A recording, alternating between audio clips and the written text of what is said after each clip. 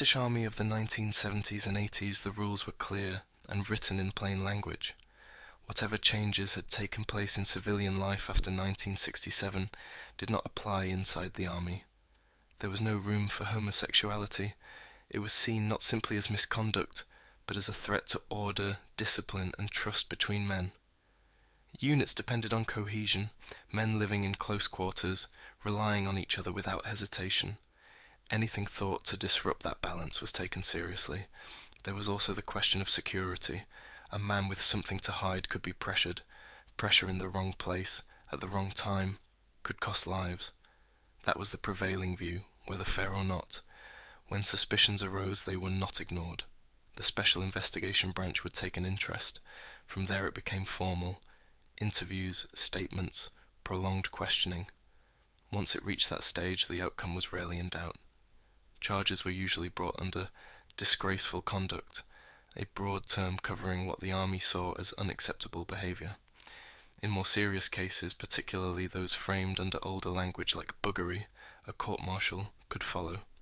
Some men were imprisoned. All soldiers caught in the act were discharged dishonorably. It was immediate and final. A man could lose everything: rank, medals, pension. The process itself could be harsh. Interrogations were direct and persistent. Some men were held in detention for extended periods while investigations continued.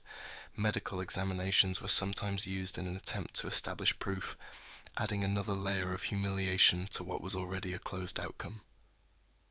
Two male soldiers being romantically attracted seems of little consequence to me.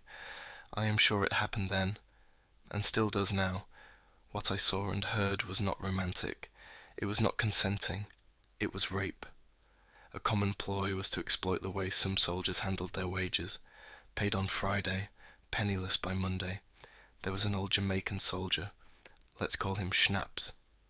He lived up to the name. He and a few others, part of what was known as the gay mafia, would take young soldiers out drinking. They would pay for everything, keep the drinks coming. When the soldier was drunk enough to be senseless, Schnapps and co. would assault him. Everyone seemed to know this went on. One soldier spoke about it openly, said he fell asleep on a sofa and woke up being anally raped by Schnapps. A soldier called Roland was later seen walking around camp in coveralls. He had been detained in the regimental jail for raping another soldier. One evening near the guardhouse, a newly joined soldier, on duty as a regimental policeman, came running out in tears. Roland had assaulted him, even from inside the jail. The colonel used to watch the athletics training. He made regular sexual remarks. A friend of mine might have taken off normal duties to be the colonel's driver. The stories he told, true or not, were of sex parties involving the colonel and his wife, where he was forced to take part. He changed, from a bright competitive runner into someone pale, quiet, and withdrawn. I do not know how the balloon went up. Maybe a clerk caught climbing out of an officer's window in the early hours. But when it did, SIB were all over the regiment. I was on detachment in Northern Ireland at the time, but even soldiers from other units knew. I heard two squaddies laughing about it on a train. Names started coming out. SIB pulled men back from everywhere. One from the UN in Cyprus, another from dog-handling duties.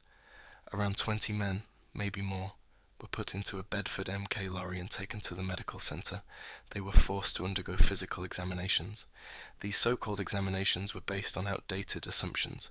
They involved inspection for supposed signs and intrusive procedures presented as evidence.